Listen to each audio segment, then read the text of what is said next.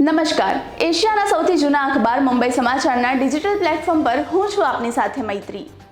ચાલો નજર કરીએ આજના મહત્વના સમાચાર પર।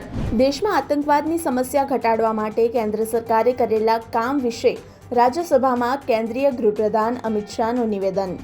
રાષ્ટ્રપતિ દ્રૌપદી મુર્મુ નવી દિલ્હી સ્થિત All India Institute of Medical Science એમ્સના 49માં વાર્ષિક દીક્ષાંત સમારોહમાં હાજરી આપશે।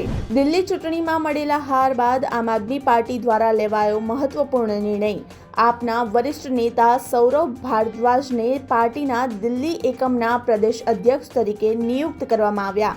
કેન્દ્રીય જળશક્તિ મંત્રી સી.આર. પાટીલે લોકસભામાં જણાવ્યું, સરકારે જળ જીવન મિશન હેઠળ અત્યાર સુધીમાં દેશના ગામડાઓમાં 15.52 કરોડથી વધુ ઘરોને નળ દ્વારા પાણી પૂરું પાડ્યું છે।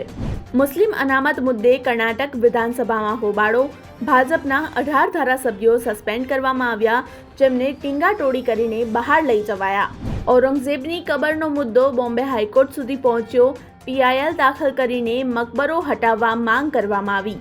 મહેસાણામાં વિજાપુરના ધારાસભ્ય ડોક્ટર CJ ચાવડાના અધ્યક્ષ સ્થાને વિજાપુરમાં વિશ્વ વન દિવસની ઉજવણી કરવામાં આવી।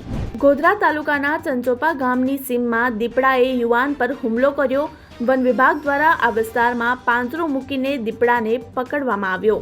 સુરતના ગોડાદરા વિસ્તારમાં અસામાજિક તત્વોના ગેરકાયદેસર બાંધકામો પર મહાનગરપાલિકા અને પોલીસ દ્વારા બુલડોઝર ફેરવવામાં આવ્યું। 1 થી 15 ઓક્ટોબર દરમિયાન અમદાવાદના નારણપુરા સ્પોર્ટ્સ કોમ્પ્લેક્સ ખાતે 11મી એશિયન સ્વિમિંગ ચેમ્પિયનશિપનું આયોજન કરવામાં આવશે। આવા જ ઇન્ફોર્મેટિવ વિડીયોઝ માટે આપ જોડાયેલા રહો મુંબઈ સમાચારના ડિજિટલ પ્લેટફોર્મ સાથે।